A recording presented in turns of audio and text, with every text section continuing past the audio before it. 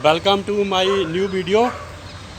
आज मैं आपको अगार जीतो ले जाता हूँ। ये स्थान रियासी में पड़ता है और ये जम्मू से काफ़ी दूर है। तो आज मैं आपको जीतो और उसकी बेटी गौरी के बारे में बताऊंगा कि ये जीतो कौन था, इसके माता पिता कौन थे और ये किसकी पूजा करते थे, और साथ में ये वहाँ से अगार से क्यों अपने स्थान छोड़कर इधर जम्मू में जीडी आ गए। तो साथ में मैं आपको जम्मू से लेकर रियासी तक का पूरा व्यू बताऊंगा। रोड कैसा है, जहाँ पर कितने टनल पड़ते हैं, और साथ में पहाड़ों का भी मैं व्यू आपको पूरा बताऊंगा। मेरी वीडियो थोड़ी लंबी हो जाएगी तो लास्ट तक बने रहना। रियासी में एक गांव है जिसका नाम अगार है। वहां पर एक किसान रहता था और उसके घर काफ़ी देर के बाद एक पुत्र पैदा हुआ जिसका नाम उसने बड़े प्यार से जीतमल रखा। जीतमल के माता पिता ने उसे उसकी मौसी को सौंप दिया और वह इस दुनिया से चल बसे। जीतमल काफ़ी पूजा पाठ करता था और खेती बाड़ी का काम भी करता था। वह बाबा जीतो ने 12 साल लगातार 15 किलोमीटर पहाड़ चढ़कर माता वैष्णो जी के दरबार जाकर माता की पूजा करता था। दरबार में जाकर वहाँ स्नान करता था और माता की पूजा करता था। तो एक दिन क्या हुआ कि माता खुश होकर माता ने कन्या के रूप में बाबा जीतो को दर्शन दिए और कहा कि तुमने मेरी बहुत भक्ति की है, अब आपको इतना कष्ट करने की ज़रूरत नहीं है। आप जहाँ पर भी अपने गांव में जो है पानी चाहोगे तो मेरे चरणों का पानी आपको मिल जाएगा। तो तुम वही स्नान करना और जो जल आप पियोगे जहाँ और कोई दूसरा पिएगा तो उससे कल्याण होगा।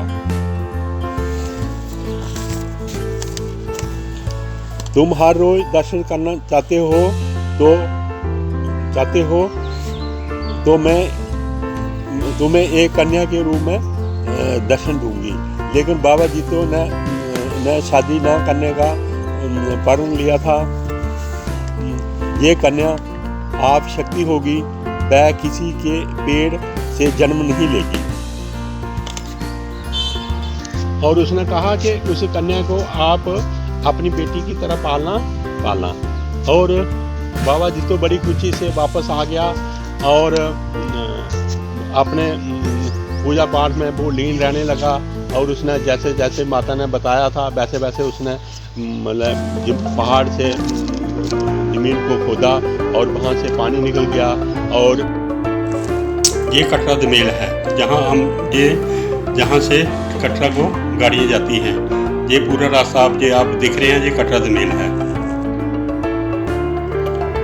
तो जीतो खेती बाड़ी में व्यस्त हो गया और खेती बाड़ी करता और वहाँ से ही जो चश्मे थे वहाँ पर वो स्नान करता और पूजा पाठ करता।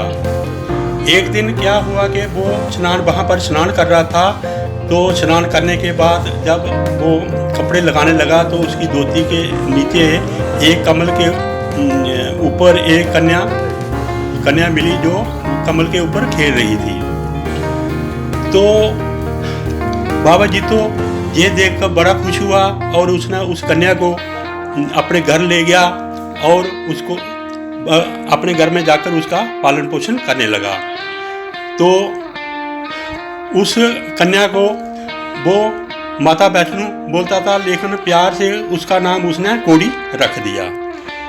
तो वो अब काफ़ी खुश था, लेकिन जो उसकी मासी थी जिसने उसको पाला था वो ये देखकर बड़ी दुखी हुई। उसने सोचा कि अगर ये अब जिस लड़की को पालेगा तो बड़े होके ये लड़की इसके जायदाद की हकदार बन जाएगी। तो जो उसकी मासी थी वो लगातार उसके ऊपर जादू टूने करने लगी और उससे वो बाबा जीतो बड़ा दुखी हुआ। ये बाबा जीतो का प्राचीन मंदिर है रियासी में और हम वहाँ पर पहुँच गए हैं। तो आगे आप देखोगे कि जहाँ पर जो चश्मे बने हुए हैं वो भी आपको दिखाई देंगे। ये बाबा जीतो का जो मेन मंदिर रियासी में है ये वो मंदिर है।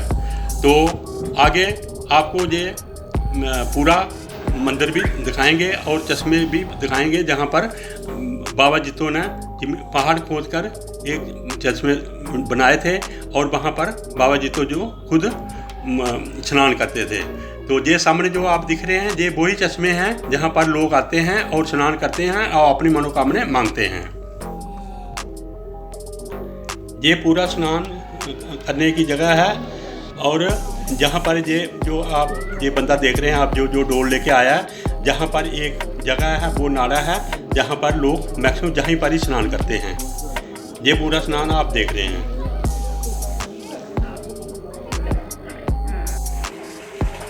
ये मैं भी स्नान वहाँ पर कर रहा हूँ।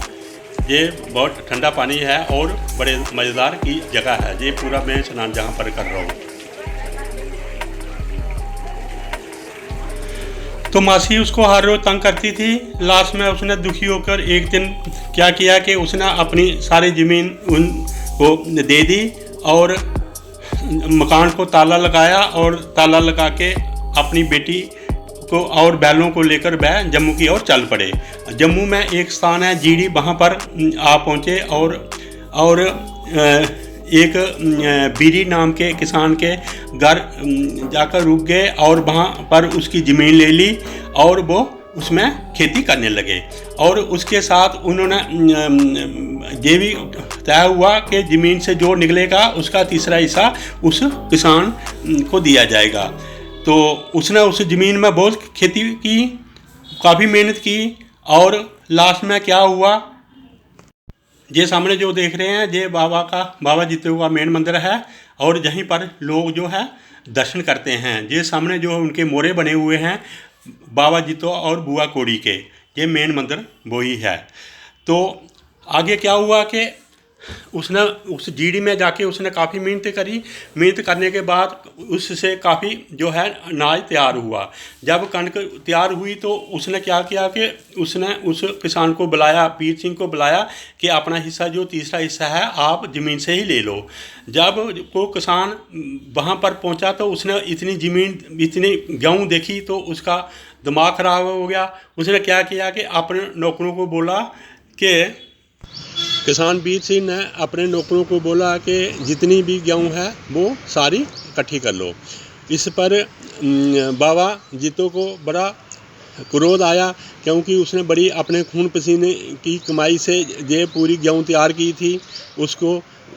उसने देखा कि अभी राजा को बड़ा लालच है तो उसने लास्ट में उसको ना मानने पर उसने क्या किया कि उसने अपना कटार उठाया और गेहूँ के ऊपर चला गया और उसके ऊपर ने अपने आप को शहीद कर दिया। जब माता गौरी को पता चला कि उसके पिताजी ने उसका अपना शरीर गेहूँ के ऊपर त्याग दिया तो वो भी वहाँ पर पहुँची और अपने पिता के साथ वो भी वहाँ पर गेहूँ के ऊपर ही शहीद हो गई। तो तब से जहाँ पर जीडी में बड़ा मेला लगता है और लोग दूर दूर से आते हैं और ये एक बहुत अच्छा स्थान बन गया है।